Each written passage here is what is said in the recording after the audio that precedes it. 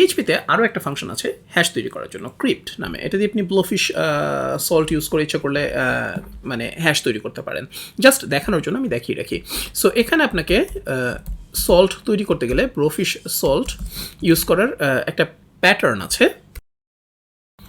আগে আপনাকে স্ট্রিংটা দিতে হবে, এরপরে র্যান্ডম 11 বাইটের একটা র্যান্ডম স্ট্রিং লাগবে। সো র্যান্ডম বাইটস আপনি এখানে ইচ্ছা করলে এই ফাংশনটা ইউজ করতে পারেন, ঠিক আছে। র্যান্ডম বাইটস এখানে 11 ওয়ার্ড দিয়ে দিলেন, অথবা ওপেন এসএসএল এর র্যান্ডম সিউডো বাইটস নামে একটা ফাংশন আছে, আমি একটু পরে দেখাচ্ছি। এবং এখানে যদি আপনি একটু সল্টটা দেখেন, যে ব্লোফিশ সল্ট দেখেন, এখানে দেখতে পাবেন যে এটা হচ্ছে ব্লোফিশ সল্টের বাইনারিতে।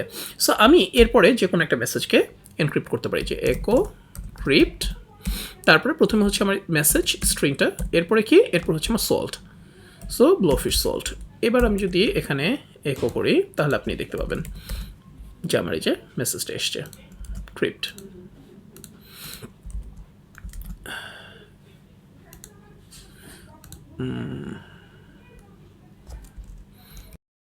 আমি একটা ছোট্ট ভুল করে ফেলেছি, এখানে বিন টু হেক্স হবে এটা। হ্যাঁ, এটাকে আগে হেক্সাডেসিমালে কনভার্ট করা লাগবে। এই যে এখন হচ্ছে আমি আমার ইয়াটা দেখতে পাচ্ছি, হ্যাশটা।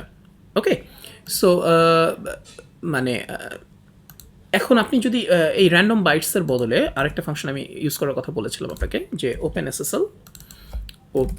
এসএসএল র্যান্ডম সিউডো বাইটস, ইচ্ছা করলে আপনি এই ফাংশনটাও ইউজ করতে পারেন। হ্যাঁ, কোনো ঝামেলা নেই।